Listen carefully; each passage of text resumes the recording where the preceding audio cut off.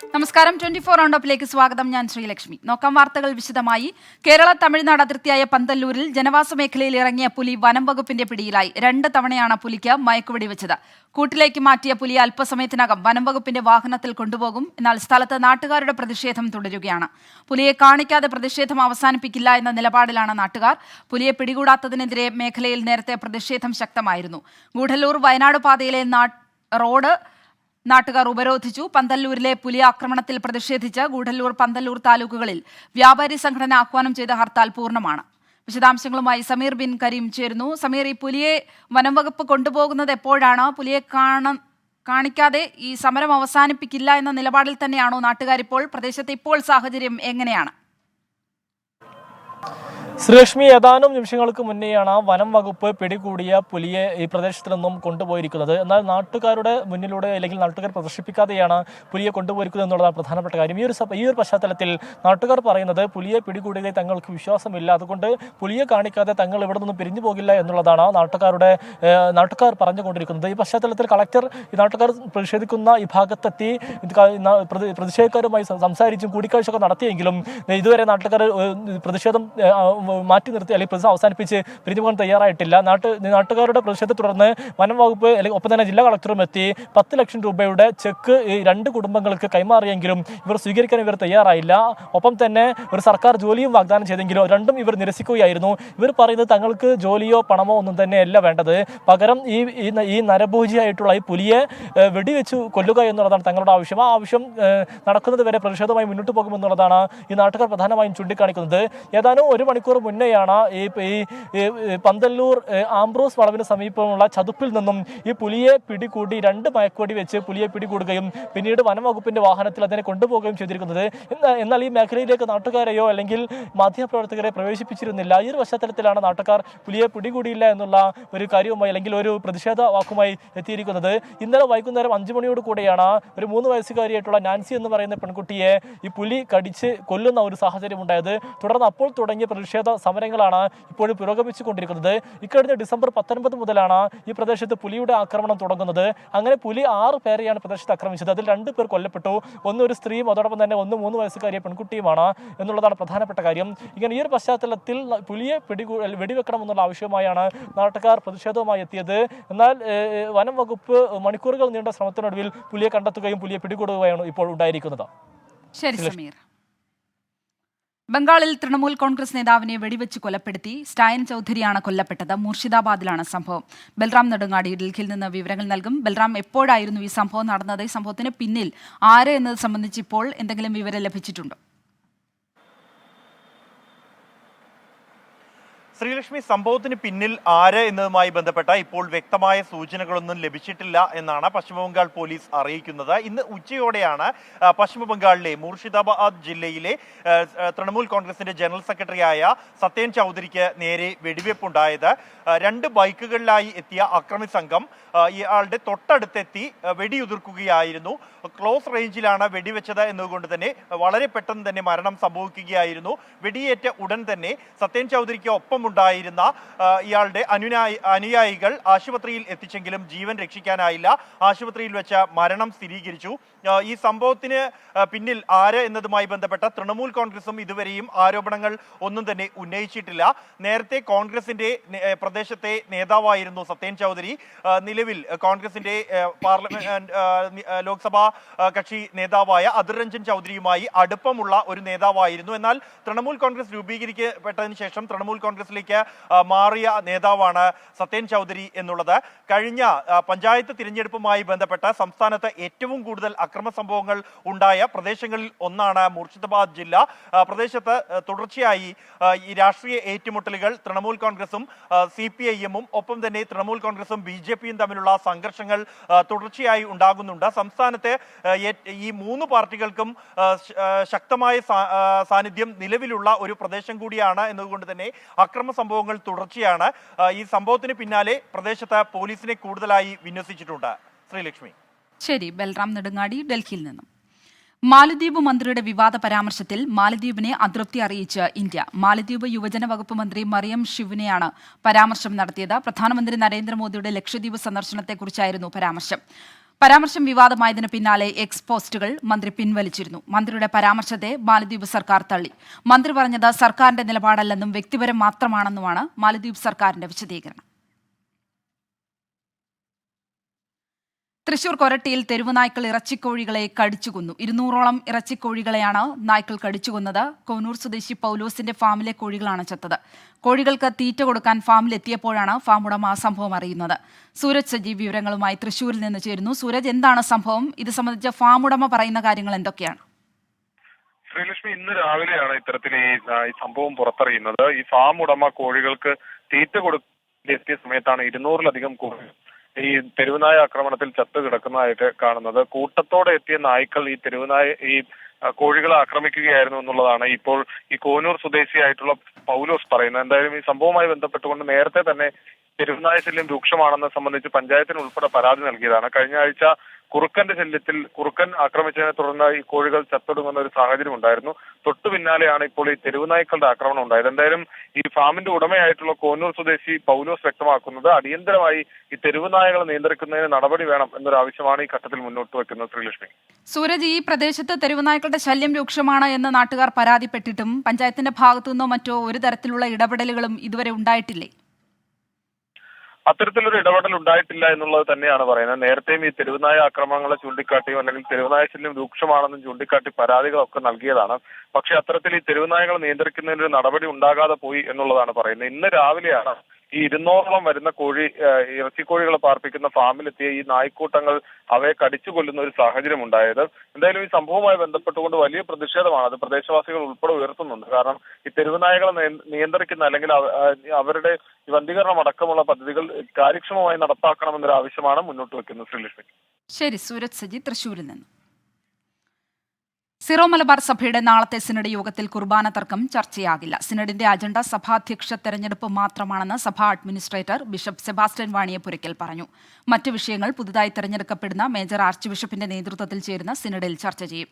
എബിൻ ജോസ് കൊച്ചിയിൽ നിന്ന് വിവരങ്ങൾ നൽകും. എബിൻ, നാളത്തെ യോഗത്തിൽ പ്രധാനമായും എന്തൊക്കെ കാര്യങ്ങൾ ചർച്ചയിൽ വരും? ശ്രീലക്ഷ്മി, നാളെയാണ് സിറോ മലബാർ സഭയുടെ സിനഡ് ആരംഭിക്കുന്നത്. ഇതിൽ സഭാധ്യക്ഷനെ തിരഞ്ഞെടുക്കുന്നതാണ് മുഖ്യ അജണ്ട. മറ്റു വിഷയങ്ങൾ ചർച്ചയാകില്ല എന്നാണ് ഇപ്പോൾ സഭാ അഡ്മിനിസ്ട്രേറ്ററായ സെബാസ്റ്റ്യൻ വാണിയപുരയ്ക്കൽ അറിയിച്ചിരിക്കുന്നത്. നേരത്തെ കുർബാന തർക്കം ഉൾപ്പെടെയുള്ള വിഷയങ്ങൾ കൂടുതൽ സംഘർഷമായ സാഹചര്യത്തിലേക്ക് കടക്കുന്നുണ്ടായിരുന്നു. ഇതൊന്നും ഇതിൽ ചർച്ചയാകില്ല. സിനഡിൽ അധ്യക്ഷ തെരഞ്ഞെടുപ്പാണ് മുഖ്യ അജണ്ട. ഇതിനുശേഷം മേജർ ആർച്ച് ബിഷപ്പിനെ തിരഞ്ഞെടുത്തതിനു ശേഷം മേജർ ആർച്ച് ബിഷപ്പിന്റെ അധ്യക്ഷതയിൽ ചേർന്ന സിനഡിലായിരിക്കും മറ്റു കാര്യങ്ങൾ, മറ്റു സഭയിലെ മറ്റു പ്രശ്നങ്ങളും മറ്റു കാര്യങ്ങളെല്ലാം ചർച്ചയാവുക എന്നുള്ളതാണ് ഇപ്പോൾ അറിയിച്ചിരിക്കുന്നത്. ശ്രീലക്ഷ്മി, എബിൻ, കുർബാന തർക്കം സംബന്ധിച്ച ആ ഒരു ചർച്ച അതെപ്പോഴേക്കുണ്ടാകും എന്നത് സംബന്ധിച്ച് എന്തെങ്കിലും വിവരങ്ങളുണ്ടോ? നിലവിലെ സിനഡിൽ അത്തരത്തിലുള്ള ചർച്ചകളിലേക്ക് കടക്കണ്ട എന്നുള്ളതാണ് ഇപ്പോൾ തീരുമാനമെടുത്തിരിക്കുന്നത്. പുതിയ അധ്യക്ഷനെ തെരഞ്ഞെടുത്തതിന് ശേഷമായിരിക്കാം എറണാകുളം അങ്കമാലി അതിരൂപതയിലെ ഏകീകൃത കുർബാന നടത്തിപ്പുമായി ബന്ധപ്പെട്ട് ഉയർന്നു വന്നിരിക്കുന്ന പ്രശ്നങ്ങൾ അത് സംബന്ധിച്ച ചർച്ചയിലേക്ക് കടക്കുകയും ഈ കാര്യങ്ങളെല്ലാം തന്നെ വത്തിക്കാനിലേക്ക് റിപ്പോർട്ട് ചെയ്യുകയും ചെയ്യുന്ന സാഹചര്യം ഉണ്ടാവുകയുള്ളൂ. ഇപ്പോൾ നിലവിൽ മുഖ്യ അജണ്ടയായി സീറോ മലബാർ സഭയ്ക്ക് അധ്യക്ഷനെ തിരഞ്ഞെടുക്കുക എന്നുള്ളതാണ്. നമുക്കറിയാം, ജോർജ് ആലഞ്ചേരി സ്ഥാനമൊഴിഞ്ഞ പദവിയിലേക്കാണ് ഇപ്പോൾ പുതിയ അധ്യക്ഷനെ തിരഞ്ഞെടുക്കുന്നത്. അതിലേക്കുള്ള വോട്ടെടുപ്പാണ് നാളെ ആരംഭിക്കുന്ന സിനഡിൽ നടക്കുന്നത്. നാളെ സിനഡിൽ ഉദ്ഘാടന സെഷനിൽ പ്രാർത്ഥനാ യോഗം മാത്രമാണ്. അതിനുശേഷമായിരിക്കും മറ്റു വരും ദിവസങ്ങളിലാണ് വോട്ടെടുപ്പുള്ള കാര്യങ്ങളിലേക്കൊക്കെ കിടക്കുക. ശരി എബിൻ. പോലീസ് ഉദ്യോഗസ്ഥരുടെ VIP ഡ്യൂട്ടിയിൽ റൊട്ടേഷൻ വേണമെന്ന നിർദ്ദേശവുമായി ക്രമസമാധാന ചുമതലയുള്ള ADGP MR അജിത് കുമാർ. 1 മാസത്തിൽ കൂടുതൽ തുടർച്ചയായി VIP ഡ്യൂട്ടി ഉണ്ടാകില്ല. VIP ഡ്യൂട്ടിയിലുള്ള റാപ്പിഡ് റെസ്പോൺസ് ഫോഴ്സ് റൂട്ടീൻ ഡ്യൂട്ടിയിൽ വീഴ്ച വരുത്തുന്നു എന്ന കണ്ടെത്തലിന് പിന്നാലെയാണ് നടപടി. AV ജയശങ്കർ തിരുവനന്തപുരത്ത് നിന്ന് വിവരങ്ങൾ നൽകും. ജയശങ്കർ, ഇപ്പോൾ ഈ നടപടിക്ക് ഇടയായ സാഹചര്യം എന്താണ്? ഏത് തരത്തിലാകും ഇനി ഡ്യൂട്ടി മാറ്റം? ശ്രീലക്ഷ്മി, റാപ്പിഡ് റെസ്പോൺസ് ടീം കൃത്യമായി ഡ്യൂട്ടികളിൽ വീഴ്ച വരുത്തുന്നു എന്ന കണ്ടെത്തലിന്റെ അടിസ്ഥാനത്തിലാണ് ക്രമസമാധാന ചുമതലയുള്ള ADGP MR അജിത് കുമാർ ഇത്തരത്തിലൊരു നിർദ്ദേശം പുറത്തിറക്കുന്നത്. അതായത് പോലീസുകാരുടെ ഡ്യൂട്ടിയിൽ കൃത്യമായുള്ള റൊട്ടേഷൻ വേണം, വെള്ളിയാഴ്ചകളിൽ പരേഡുകൾ നടത്തണം, ഒപ്പം ആയുധ പരിശീലനം ഉൾപ്പെടെ ഉള്ള കാര്യങ്ങളിൽ പോലീസുകാർക്ക് പ്രത്യേക പരിശീലനം നൽകണം എന്നുള്ള നിർദ്ദേശങ്ങളാണ് ഇതിൽ നൽകിയിരിക്കുന്നത്. ഒപ്പം മാസത്തിൽ കൃത്യമായി 1 മാസത്തിൽ കൂടുതൽ ഈ പോലീസ് ഉദ്യോഗസ്ഥർക്ക് തുടർച്ചയായി ഡ്യൂട്ടി നൽകരുത്, ഡ്യൂട്ടിയിൽ കൃത്യമായ റൊട്ടേഷൻ വേണമെന്നും ADGP പുറത്തിറക്കിയ നിർദ്ദേശത്തിൽ വ്യക്തമാക്കുന്നുണ്ട്. അത്തരത്തിൽ പോലീസിനെ തുടർച്ചയായ ജോലി ചെയ്യുന്നത് മൂലം വീഴ്ച സംഭവിക്കുന്ന ഒരു സാഹചര്യത്തിൽ കൂടിയാണ് ക്രമസമാധാന ചുമതലയുള്ള ADGPയുടെ ഇത്തരത്തിലൊരു നിർദ്ദേശം. കാരണം നവകേരള സദസ്സ് ഉൾപ്പെടെ നടന്ന ഘട്ടത്തിൽ തുടർച്ചയായി ഈ മുഖ്യമന്ത്രിയുടെ വാഹനത്തിന് നേരെ ഉൾപ്പെടെ കരിങ്കൊടി കാണിച്ച ഘട്ടത്തിൽ ഇത് തടയാൻ പലപ്പോഴും പോലീസിന് സാധിച്ചിരുന്നില്ല. ഇതിൻ്റെയൊക്കെ അടിസ്ഥാനത്തിലാണ് പോലീസുകാരുടെ വിശ്രമവും ഒപ്പം ജോലിയിൽ കൂടുതൽ നിലവാരം മെച്ചപ്പെടുത്തുക എന്ന ലക്ഷ്യത്തോടുകൂടി ഇത്തരത്തിലൊരു നിർദ്ദേശം പുറത്തിറക്കുന്നത്. ഇതുമായി ബന്ധപ്പെട്ട ക്രമീകരണങ്ങൾ നിലവിൽ തന്നെ പോലീസിനുള്ളിൽ നടത്തി തുടങ്ങിയിട്ടുണ്ട്. കാരണം ഡിസംബർ 21-നാണ് ഇത്തരത്തിലൊരു നിർദ്ദേശം MR അജിത് കുമാർ പുറത്തിറക്കുന്നത്. അതിന് പിന്നാലെ തന്നെ VIP ഡ്യൂട്ടിയായി ബന്ധപ്പെട്ട ക്രമീകരണങ്ങൾ സംസ്ഥാന പോലീസ് ആരംഭിച്ചു കഴിഞ്ഞു. ഇതനുസരിച്ചുള്ള ക്രമീകരണങ്ങൾ നിലവിൽ നടന്നു വരികയാണ്. ശ്രീലക്ഷ്മി. ശരി ജയശങ്കർ. ഡോക്യുമെന്ററി ഹ്രസ്വചിത്ര സംവിധായകരുടെയും അനുബന്ധ കലാ സാങ്കേതിക പ്രവർത്തകരുടെയും സംഘടനയായ documentary short film makers and technicians അസോസിയേഷന്റെ രൂപീകരണ യോഗം കൊച്ചിയിൽ നടന്നു. CITU ദേശീയ ജനറൽ സെക്രട്ടറി K ചന്ദ്രൻപിള്ള ഉദ്ഘാടനം ചെയ്ത യോഗത്തിൽ സംസ്ഥാന വൈസ് പ്രസിഡന്റ് UP ജോസഫ്, സംസ്ഥാന സെക്രട്ടറി KN ഗോപിനാഥ്, അലി അക്ബർ, പട്ടണം റഷീദ് എന്നിവർ പങ്കെടുത്തു. നൂർനാട് രാമചന്ദ്രനെ പ്രസിഡന്റായും വിജു വർമ്മയെ ജനറൽ സെക്രട്ടറിയായും തെരഞ്ഞെടുത്തു. CS ചന്ദ്രലേഖയാണ് ട്രഷറർ. നോക്കാം ഇനി ഇപ്പോഴത്തെ കാലാവസ്ഥ. സമർപ്പിക്കുന്നത് Berger Home Shield scientific waterproofing solutions.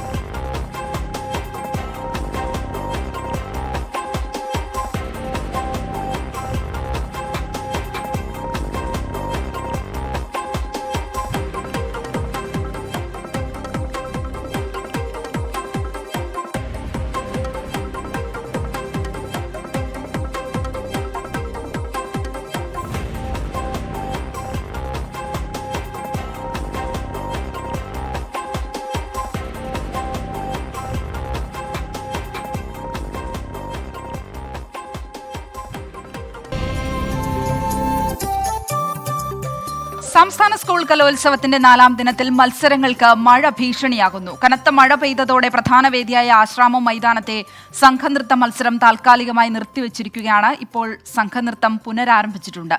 കഥാപ്രസംഗ മത്സരവും മഴയെ തുടർന്ന് നിർത്തിവച്ചിരിക്കുന്നു. 781 പോയിന്റുമായി കണ്ണൂരാണ് മുന്നിൽ. കോഴിക്കോട് 2ാം സ്ഥാനത്തുണ്ട്.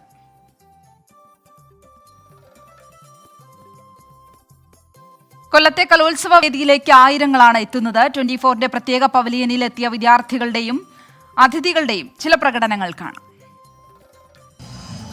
ഈ കലോത്സവങ്ങളിലെ ജനപ്രിയ ഇനങ്ങളിൽ ഒന്നാണ് ഈ മിമിക്രി, അതുപോലെ തന്നെ മോണാക്ട്. ഇപ്പം നമുക്കൊപ്പം ഉള്ളത് കോഴിക്കോട് നിന്നുള്ള ഒരു മിടുക്കിയാണ്. മോണാക്റ്റിലാണ് മത്സരിച്ചിട്ടുള്ളത്.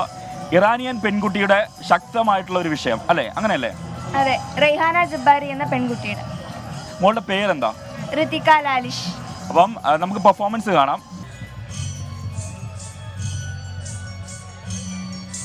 കഴിഞ്ഞോ എല്ലാം ഒടുവിലെ തപ്പിടച്ചു നിലച്ചുവെങ്കിൽ, അവസാന ശ്വാസം വച്ചുപോയെങ്കിൽ എനിക്കെന്റെ പൊന്നു മോളെ കാണിച്ചു തന്നൂടെ. ഇതാ ഈ കഫാന്തുണി അവളെ ഒന്ന് പതപ്പിക്കാനാ. ചങ്കിടിപ്പ് നിലച്ചോന്ന് നോക്ക പരിശോധിക്കുന്നുണ്ട്. ഇപ്പൊ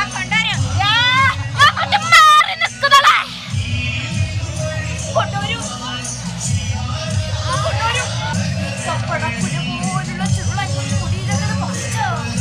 ഓക്കെ മോളെ, അടിപൊളി.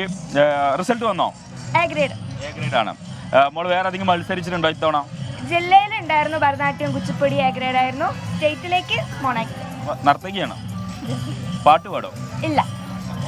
അപ്പൊ എന്തായാലും ഓൾ ദി ബെസ്റ്റ്. ഇനി കൂടുതൽ ഉയരങ്ങൾ എത്തട്ടെ. അടുത്ത വർഷം നമുക്ക് ഈ പറഞ്ഞ ഒരു ഭരതനാട്യത്തിനും കുച്ചിപ്പിടിക്കും ഒക്കെ കാണണം. ഓക്കെ. ഈ മത്സരം മുഴുവൻ കാണാൻ വേണ്ടി എത്തിയ ഒരു ചേച്ചിയാണ് ഇപ്പൊ എന്നോടൊപ്പം ഉള്ളത്. ചേച്ചിയുടെ പേര് രാഗി എന്നാണ്. ചേച്ചി നല്ലൊരു ഗായികയാണ്. ചേച്ചി വിനീത് ശ്രീനിവാസിന്റെ ഒക്കെ കൂടെ ഗാനമേളയ്ക്കൊക്കെ പാടിയിട്ടുണ്ടെന്നാണ് അറിയാൻ സാധിച്ചത്. ചേച്ചി എത്ര നാളായി ചേച്ചി ഈ സംഗീതവുമായി ബന്ധപ്പെട്ട് ചേച്ചിയുടെ ആ ഒരു പാട്ടിന്റെ ആ ഒരു ലൈഫ് തുടങ്ങിയിട്ട്, ജേണി തുടങ്ങിയിട്ട്? കുഞ്ഞിലെ മുതൽ പാടും, ആ പിന്നെ എല്ലാ സ്റ്റേജിലും പാടാറുണ്ട്. ആ. എത്ര വർഷം പഠിച്ചു പാട്ട്? പഠിച്ചിട്ടില്ല. പഠിച്ചിട്ടേ ഇല്ല? ഓ, ഇപ്പൊ ബോൺ സിംഗർ ആണല്ലേ. വീട്ടിലാരെങ്കിലും പാടുവോ? ആ, അമ്മയും ചേച്ചിയൊക്കെ പാടും. അതെ അല്ലേ. അപ്പം നമ്മുടെ ഈ ഇപ്പൊ ഇവിടെ കൂടി നിൽക്കുന്ന ആളുകൾക്ക് വേണ്ടിയിട്ടും നമ്മുടെ 24ന്റെ പ്രേക്ഷകർക്ക് വേണ്ടിയിട്ടും ചേച്ചിക്ക് നല്ലൊരു ഏറ്റവും ഇഷ്ടപ്പെട്ട ഒരു പാട്ട് പാടാമോ? നിലാവേ മായുമോ കിനാവും നോവുമാ ഇളം തേൻ തിന്നലായി തലോടും പാട്ടുമാ ഇതിൽ മാഞ്ഞൊരോർമ്മയെല്ലാം ഒരു മഞ്ഞു തുള്ളി പോലെ അറിയാതലിഞ്ഞു പോ. അമ്മ പാടുന്നത് കേട്ടത് മോൻ ഇപ്പോഴത് മൂത്ത മോനാണോ? അപ്പൊ 2 ആൺകുട്ടികളാണ്. ഓക്കെ, ചേച്ചിയുടെ വീട് എവിടെയാ? ഇവിടെ കുണ്ടറയാണ്. ചേച്ചി മുൻപ് കലോത്സവത്തിൽ പങ്കെടുത്തിട്ടുണ്ടോ? പങ്കെടുത്തിട്ടുണ്ട്. സ്റ്റേറ്റ് കലോത്സവത്തിലേക്ക് എത്തിയിട്ടുണ്ട്. ഓ, ലൈറ്റ് മ്യൂസിക്കിനാണോ പങ്കെടുത്തത്? ഓക്കെ ഓക്കെ ചേച്ചി, അപ്പം വളരെ സന്തോഷം. 24ന്റെ പ്രേക്ഷകർക്ക് വേണ്ടി ഇവിടെ എത്തി ഗാനം ആലപിച്ച് നല്ലൊരു കയ്യടി കൊടുക്കൂ. നമ്മൾ ഈ കലോത്സവത്തിന്റെ ഒരു പ്രത്യേകത എന്ന് പറഞ്ഞാൽ പാട്ട് വേണ്ടവർക്ക് പാട്ടുണ്ട്. അത് ലളിതഗാനം വേണോ, ശാസ്ത്രീയ സംഗീതം വേണോ, സംഘഗാനം വേണോ, ഏത് വേണമെങ്കിലും അവിടെയുണ്ട്. കഥാപ്രസംഗം വേണോ, ഇനി അതുമുണ്ട്. ഇനി കഥകളി സംഗീതം വേണോ, അതുമുണ്ട്. അത് പലരും പറയും ഇപ്പൊ കേൾക്കാനില്ല എന്നല്ലേ. അപ്പൊ നമുക്കൊരു കഥകളി സംഗീതം ആസ്വദിച്ച് വരാം. ഈ മോളുടെ പേര് ആരഭി എന്നാണ്, കണ്ണൂർ പെരളശ്ശേരിയിലെ HSS എന്നാണ്. തുടങ്ങിയാലോ? ഭീമപുത്രീ സത്യ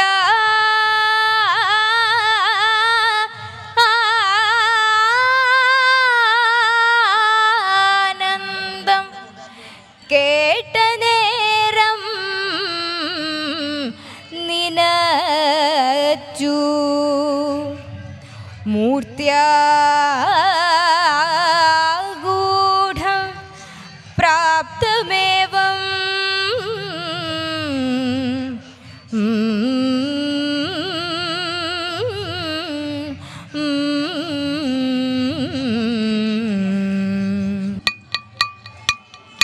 നന്നായിട്ടുണ്ട്. ഇത് ഇടയ്ക്ക് നിർത്തുക എന്നാണ് വലിയ ബുദ്ധിമുട്ട്, എനിക്കറിയാതെ. നൈഷധനെ കുറിച്ച് പറഞ്ഞു, ഭീമപുത്രിയെ കുറിച്ച് പറഞ്ഞു. അപ്പോൾ നളചരിതമാണ് കഥ. ആരാണ് പഠിപ്പിക്കുന്നത്? ഗുരു കോഴിക്കോട് കൊയിലാണ്ടി ഹരിമാഷ്. ഹൈദരാലി ഇഷ്ടമാണോ കലാമണ്ഡലം? ഇഷ്ടമാണ്. നല്ല രസമാണ് കേൾക്കാൻ അല്ലേ.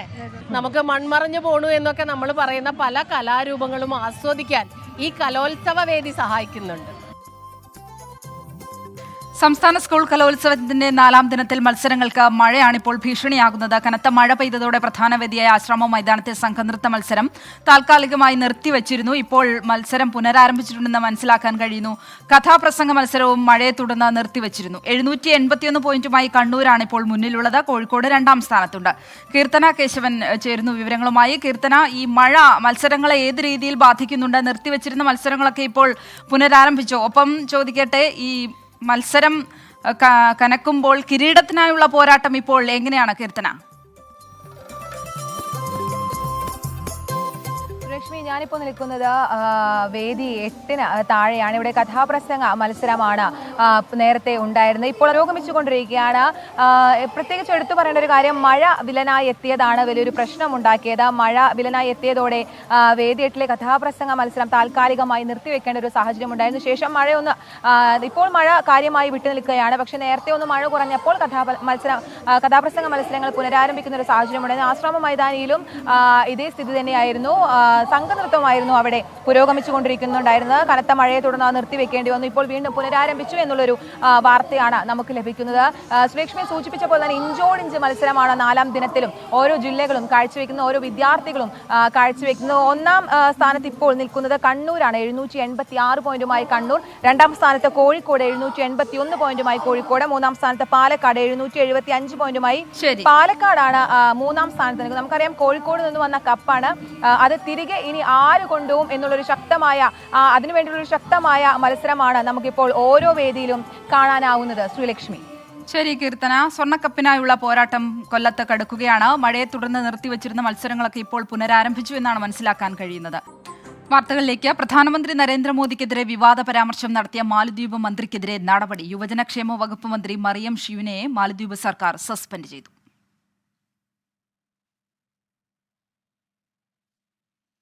24 റൗണ്ട് പൂർണ്ണമാകുന്നു.